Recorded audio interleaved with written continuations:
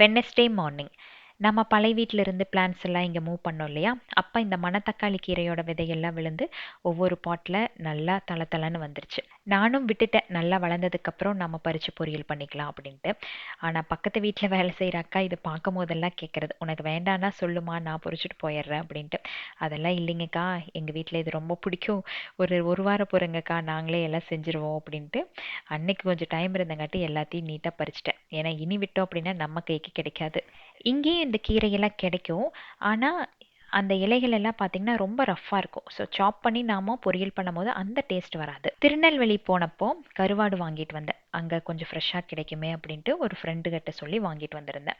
அவங்க அம்மா என்ன பண்ணாங்கன்னா, டிராவலிங்ல எல்லாம் வாசம் வரக்கூடாது அப்படின்ட்டு அந்த பாக்ஸ் ஃபுல்லாவே நிறைய கருவேப்பிலைய உருவி போட்டு குடுத்து விட்டுருந்தாங்க. ஒரு துளி கருவாடு வாசம் கூட வெளியே வரல. இது ஒரு நல்ல டிப். நீங்க எப்பாச்சும் டிராவலுக்கு வேணா இது யூஸ் பண்ணி பாருங்க.